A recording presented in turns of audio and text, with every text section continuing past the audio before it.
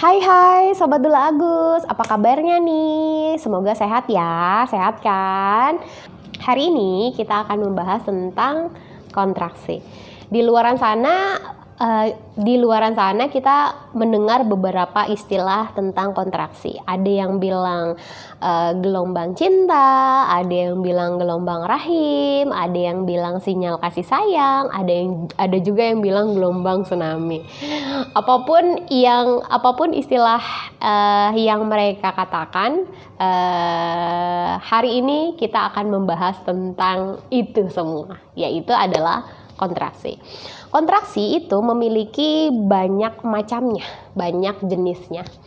Yang pertama yang akan kita bahas adalah kontraksi palsu. Kontraksi palsu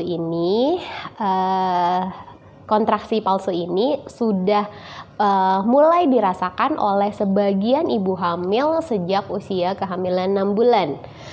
Dan mulai sering dirasakan ketika usia kehamilannya mendekati proses persalinan. Semakin mendekati proses persalinan, sensasi-sensasi kontraksi atau perut kencang ini sudah mulai dirasakan oleh sebagian besar ibu hamil yang mau melahirkan ya gitu. Jadi ciri-cirinya gimana teh?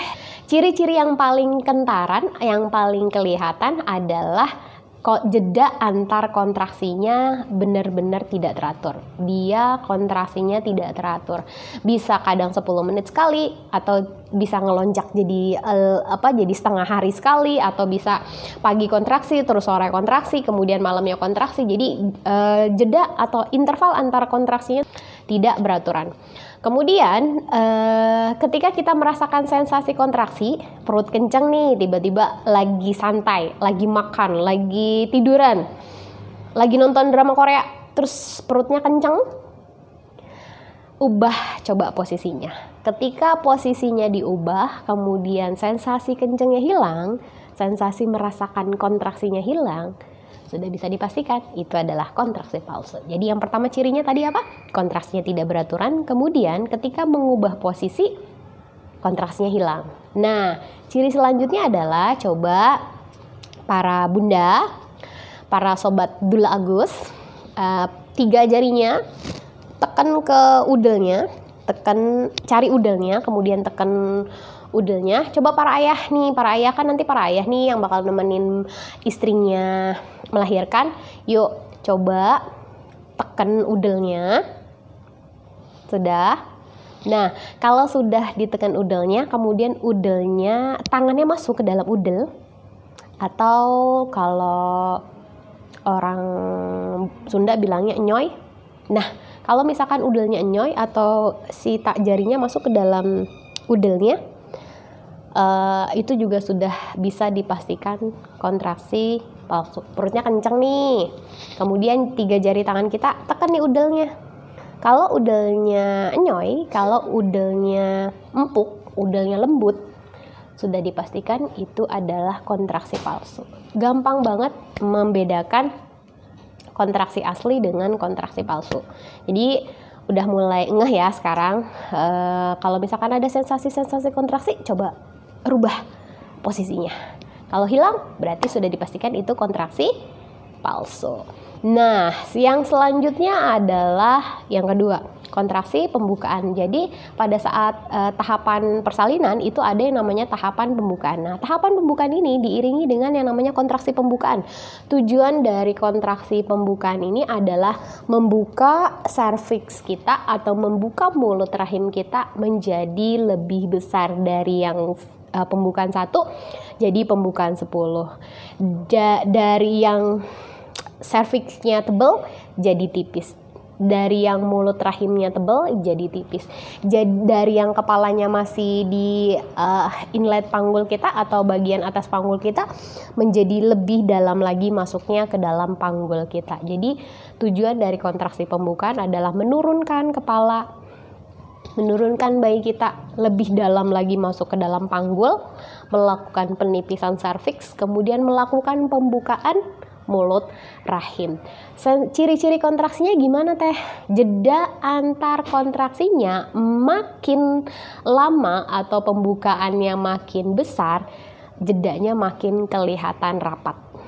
Jeda antar kontraksinya makin rapat.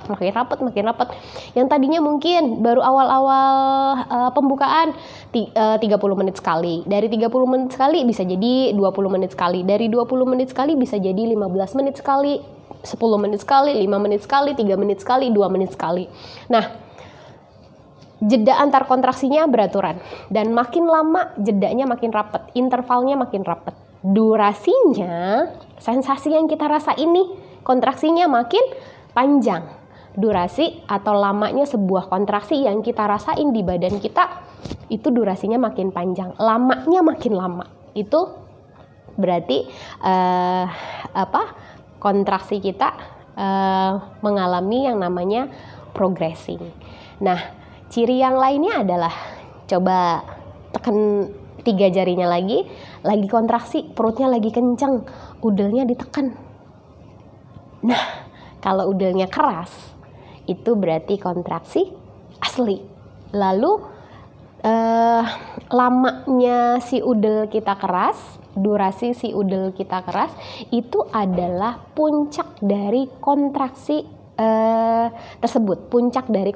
tersebut. Nah, yang kita hitung adalah puncak dari kontraksinya, bukan perut kita yang keras. Biasanya kalau lagi kontraksi kan perutnya keras.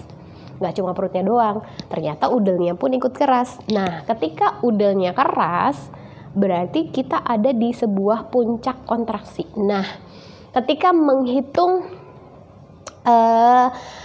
durasi kontraksi kita berapa lama, hitungnya mulai dari udelnya yang keras, bukan dari perut yang keras. Biasanya kalau dari perut yang keras, itu kita bakalan ngerasain kontraksi 2 menit. Tapi kalau dari udel yang keras itu awal-awal pembukaan paling 10 detik, 15 detik gitu. Jadi makin pembukaannya makin besar, proses persalinannya semakin mendekat, biasanya durasi udel kerasnya makin lama. Jadi ceknya dari udel, bukan dari perut yang keras. Kalau dari perut yang keras, biasanya aplikasi yang kita gunakan untuk menghitung kontraksi sudah menyuruh kita untuk buru-buru datang ke tenaga kesehatan.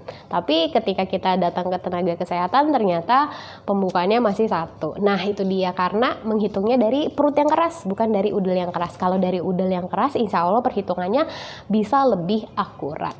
Jadi nggak bolak-balik nih datang ke tenaga kesehatan. Kalau deket nggak apa-apa, kalau jauh ya. Oke, jadi itu dia. Yang kedua adalah kontraksi pembukaan. Nah, yang ketiga adalah kontraksi persalinan.